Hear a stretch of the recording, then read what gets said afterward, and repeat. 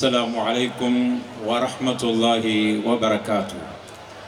الحمد لله رب العالمين والصلاة والسلام على رسول الله صلى الله عليه وعلى آله وأصحابه أجمعين. أما بعد فأعوذ بالله من الشيطان الرجيم. بسم الله الرحمن الرحيم.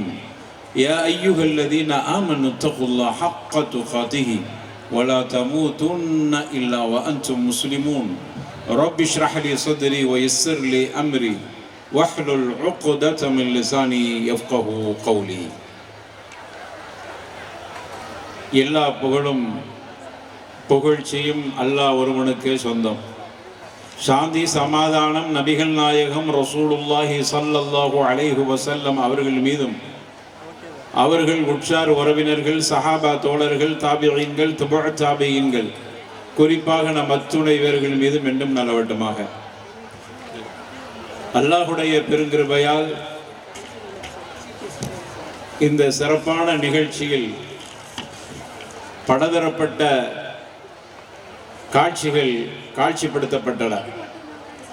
பெற்றோர்களுக்கான அறிவுரைகள், ஆசிரியர்களுக்கான ஊக்குவித்தல், இன்னும் பல நிகழ்வுகள் உள்ளபடியாக நம்முடைய உள்ளங்களை அது மிக அமைதியான ஒரு நிலையை உருவாக்குகிற நிகழ்ச்சியாக இந்த நிகழ்ச்சி இருந்தன. இறுதியாக இறைமறை குர்ஆனை தன்னுடைய உள்ளத்தில் ஏந்திருக்கிற நமது ஹுஃபாதுகளுக்கு சனது கொடுக்கிற நிகழ்ச்சியை இறுதியாக வைத்தார்கள். அதற்கு முன்னால் குர்ஆனுடைய வசனங்களை எனது அருமை ஹாஃபிதா ஓதி காமித்த அந்த இனிமையான தருணம் இருக்கிறது. உள்ளபடியாக நம்முடைய இந்த நிகழ்ச்சிக்கு அதுதான் முத்தாய்ப்பான ஒரு நிகழ்ச்சியாக கருத முடிகிறது. நாங்களெல்லாம் ஓதுகிற காலத்தில் படிக்கிற மாணவர்களுக்கும் இஸ்லாத்துக்கும் சம்பந்தம் இருக்காது. பள்ளிக்கூடங்களில் படிக்கக்கூடிய மாணவர்கள், அதே போன்று மதரசாவில் ஓதக்கூடிய மாணவர்களாகிய எங்களை போன்றவர்களுக்கு உலகம் சம்பந்தப்பட்ட விஷயங்களில் பெரிய அறிவு இருக்காது. இப்படி இரு துருவங்களாக இருந்த அந்த கல்வியை ஓர்முகப்படுத்தி இன்று ஹாஃபிதுகளாக இருந்து கொண்டே அவர் ஒரு பொறியாளராக இருக்கிறார். ஹாஃபிதா இருந்து கொண்டே அவர் மருத்துவராக இருக்கிறார். எங்கள் ஊரில் காயல்பட்டினத்தில் ஹாஃபிதாக இருந்து கொண்டு மருத்துவர், அரசாங்க ஒரு மருத்துவமனையில் மருத்துவராக பணியாற்றி கொண்டிருக்கிறார். அதே போன்று இந்த பள்ளிக்கூடத்தில் அதை பார்க்க முடிகிறது. சான்றுகளோடு இங்கு நிரூபித்தார்கள்.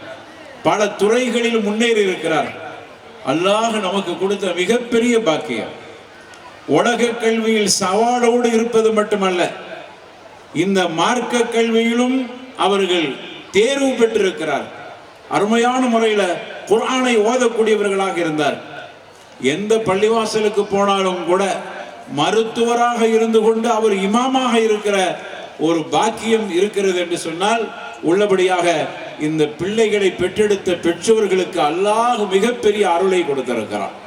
அதே போன்று இந்த கல்வி நிறுவனத்தை நடத்தி கொண்டிருக்கிற அந்த நிர்வாகிகள், அவர்களை உருவாக்குவதற்கு பாடுபடுகிற ஆசிரியர் பெருமக்கள், ஹாஃபிதுகள், உஸ்தாதுமார்கள் என்று இப்படி அத்துணை பேர்களும் பெரும் பாக்கியம் உள்ளவர்கள். அல்லாஹ் அவர்கள் அனைவர்களுக்கும் அருள் செய்யட்டும் என்று துஆ செய்து கொள்கிறேன். சனது கொடுக்கிற பொழுது சனது வாங்கக்கூடிய, சான்று பெறக்கூடிய ஹாஃபிதுகளுக்கு ஒரு சில நசீஹத்து செய்வது வழமையாக இருக்கிறது. அவர்களை ஊக்குவிப்பது மட்டுமல்ல, நீங்கள் பெறுகிற இந்த சான்றை எப்படி பெயரளவில் பயன்படுத்துவதற்கு அல்ல, மாறாக இந்த கல்வியை பொறுத்தவரையில் கற்றல் கற்பித்தல் என்று சுருக்கி பார்க்க முடியாது. இஸ்லாமிய கற்பித்தலை பொறுத்தவரையிலே கற்றல், செயல்படுத்தல், கற்பித்தல் என்கிற அடிப்படையில் உங்களுடைய கல்வியை அமைத்துக் கொள்ள வேண்டும். நான் எதை படித்திருக்கிறேனோ அது எனக்கு முதல்ல பயனுள்ளதாக இருக்க வேண்டும். அதற்கு பிறகுதான் நான் பயனடைந்ததை எனது மாணவர்களுக்கு அல்லது என்னிடத்தில் படிக்கக்கூடியவர்களுக்கு நான் பயன் பெறக்கூடியதாக ஆக்கிக் கொள்ள முடியும். அப்பொழுதுதான் உள்ளத்திலிருந்து எனது வார்த்தைகள் வருகிற பொழுது அது உங்களுடைய உள்ளங்களில் பதிவு செய்யப்பட்டதாக ஆகிவிடும். அப்படி உள்ளத்தில் பதிவு செய்யப்படுகிறதாக அந்த கல்வி இருக்குமானால் சமூகத்தில் பெரிய மாற்றங்களை கண்டிப்பாக செய்ய முடியும். அப்படிப்பட்டவர்கள் தான் உலகத்தில் ஜெயித்திருக்கிறார்கள். அப்படிப்பட்ட ஒரு பிள்ளைகளாக ஹாஃபிதுகளாக நீங்கள் வர வேண்டும் என்பது இந்த நேரத்தில் உங்களுக்கு சொல்லக்கூடிய அறிவுரை. அருமையான சனது பெறக்கூடியவர்களே, உங்களுக்கு ஒரு 3 விஷயத்தை நான் நேரத்தின் அருமை கருதி 3 நசீஹத்துகளை சொல்கிறேன். உலமாக்களும் சலஃபு சாலிஹீன்களும் அறிஞர் பெருமக்களும் தங்களுடைய மாணவர்களுக்கு சொல்லுகிற அறிவுரைகளில் இருந்து 3 விஷயங்களை உங்களுக்கு நான் நசீஹத்தாக அறிவுரையாக சொல்லிக் கொள்கிறேன். அருமையானவர்களே, எங்கள் அனைவர்களுக்கு முன்னால் எங்களையெல்லாம் சாட்சியாக வைத்து இந்த சனதை பெறப்போகிறீர்கள். நாங்கள் அனைவர்களும் சாட்சியாக இருப்போம் பீதினில்லாஹி அஸ்ஸ வஜல். நாளை மறுமையில் நீங்கள் ஹாஃபிஸ் என்பதற்கு நாங்கள் நேரடியாக பார்த்த சாட்சி என்பதை உள்ளபடியாக அல்லாஹ்விடத்தில், அல்லாஹ்வுடைய நீதிமன்றத்தில் நாங்கள் சொல்ல தயாராக இருக்கிறோம். எனவே அப்படி ஹாஃபிதுகள் என்கிற அந்த சனதை பெறக்கூடிய நீங்கள் அல்லாஹ்வுக்காக வேண்டி என்கிற அந்த உள தூய்மையை ஏற்படுத்திக் கொள்ளுங்கள். நான் ஹாஃபிதாக இருக்கிறேன் என்றால் இறைவனுக்காக வேண்டி என்கிறதை முதல் விஷயமாக பதிவு செஞ்சுக்கிறது. ஊருக்காக இல்லை, பேருக்காக இல்லை, பிறர் பாராட்ட வேண்டும் என்பதற்காக வேண்டி இல்லை. இறைவனுக்காக இறைமறை குர்ஆனை நான் உள்ளத்தில் பாதுகாப்பதற்கு இறைவன் என்னை தேர்வு செய்திருக்கிறான். எத்தனை பிள்ளைகள் இருக்கிறார்கள், அவர்களையெல்லாம் விட்டு நீங்கள் ஹாஃபிதா இருக்கிறீர்கள். இறைவன் உங்களை தேர்வு செய்திருக்கிறான். அவனுடைய இறைமறை குர்ஆனை உங்களுடைய இதயங்களிலே சுமப்பதற்கும் பாதுகாப்பதற்கும் அல்லாஹ் உங்களை வார்த்தெடுத்திருக்கிறான் என்று சொன்னால் அது இறைவனுக்காக வேண்டி என்கிற அந்த எண்ணத்தை முதல்ல உருவாக்கி கொள்ளுங்கள். இது முதல் விஷயம். இறைவனுக்காக வேண்டி நீங்கள் என்கிற அந்த நீயத்தை, அந்த எண்ணத்தை உருவாக்கிவிட்டால் இறைவன் எல்லா வகையிலும் உங்களுக்கு உதவி செய்கிறான். இரண்டாவதாக இல்திசாம் என்று சொல்வார்.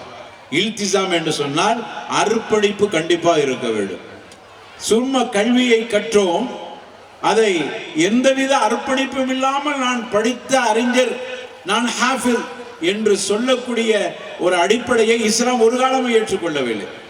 எனவே கற்றவர்கள் குர்ஆனை மனனம் செய்திருக்கிற ஹாஃபிதுகளாக இருக்கக்கூடிய நீங்கள் அர்ப்பணிப்பு கண்டிப்பாக, இல்திசாம் கண்டிப்பாக இருக்க வேண்டும்.